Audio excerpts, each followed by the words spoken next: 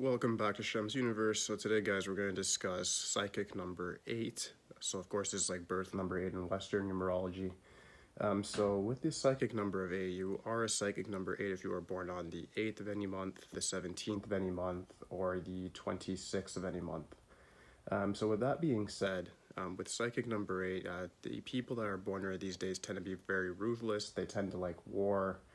They tend to view life as sort of a game of war. They like to look at things in matters of competition, like to make a lot of money. They tend to be very mentally tough due to a rather adverse childhood. And it's either they're going to be what you would call a conqueror or they're going to be a victim. There really is no in between for 8s, whether you're a birth or psychic number 8, or if you're a Vedic, which is life path number 8.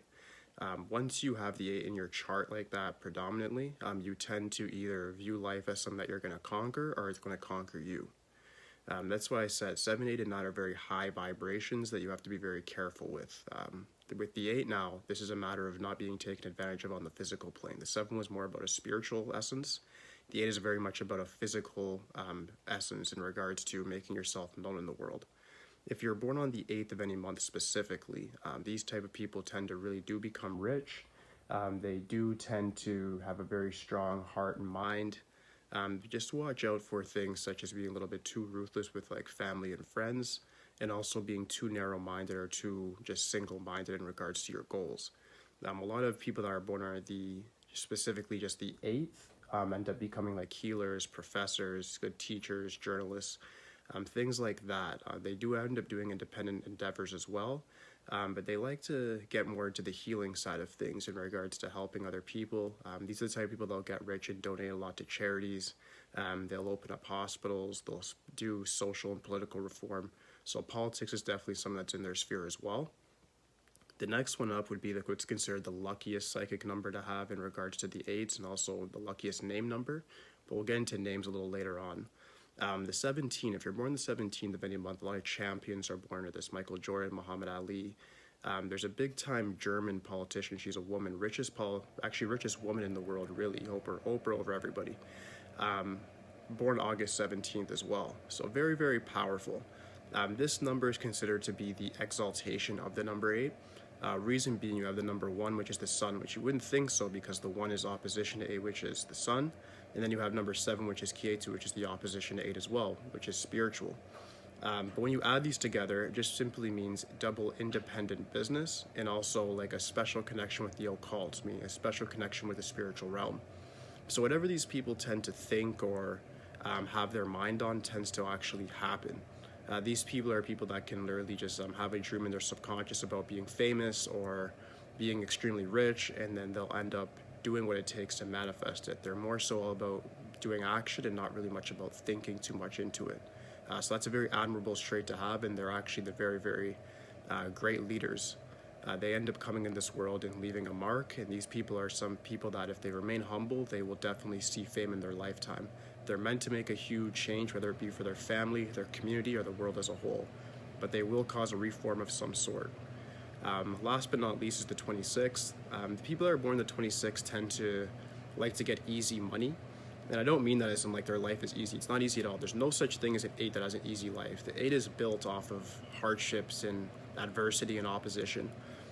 But the 26 people, they end up having a little more luck in regards to getting their money easier than the 17th and people born the 8th. These people are good with creativity and getting along with others, and they're like good life coaches, good musicians. They're very, very good for business as well, as long as they can get over their own lethargy. They have the influence of 2, which is the moon, which makes them very emotionally volatile, and then the 6, which also can cause lack of discipline, and but it does give them a lot of great creativity and a need to have things looking a certain way. Like I said with the 6 all the time, it's all about beauty, love, and sensuality, things like that. So that adds a bit of a lighter taste onto the 8. This is like the lightest form of 8 you're going to get, where people are a little more friendly under this number, and people tend to have a little more of that creative kick to do something.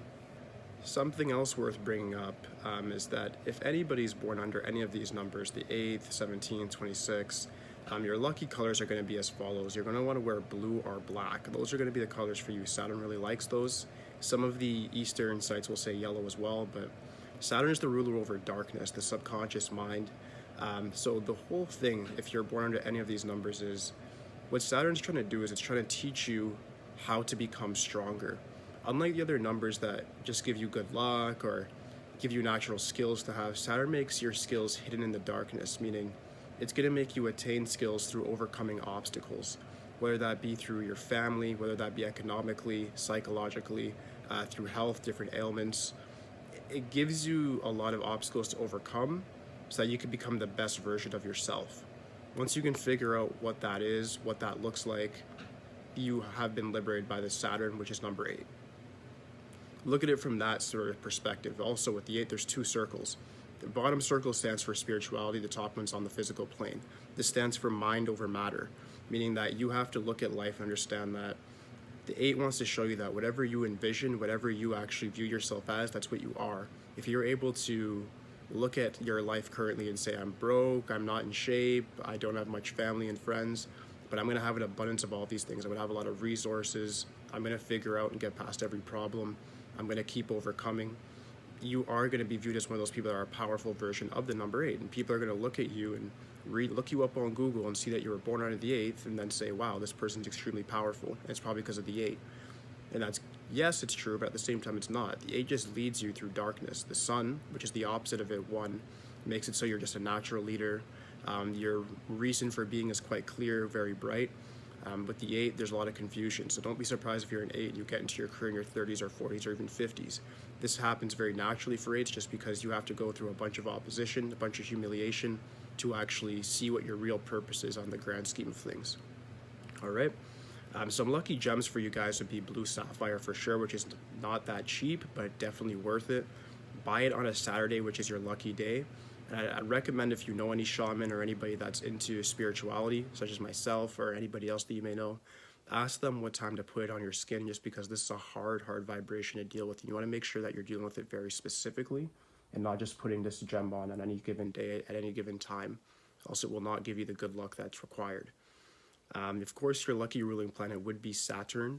This is a planet of justice, a planet of reform, time, getting past illusion. Your karmic lesson would be forgiveness. So a lot of people are going to wrong you in the earlier parts of your life. You want to actually forgive these people, move on, let them go and detach, and focus on your higher purpose. That's what the 8 wants from you. It wants you to look above the darkness. All right? The only other good gem for you guys I'd recommend would be amethyst. I used to wear amethyst myself. Very, very good gem to have. It does unlock the higher chakras, 6th and 7th, and it does actually help you manifest things that are on your mind.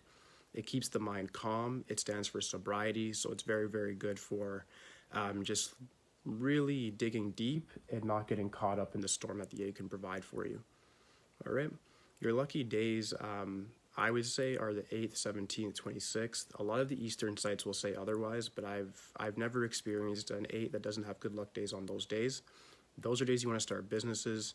Those are days that you also want to figure out new ideas, meet new people, do anything new on those days.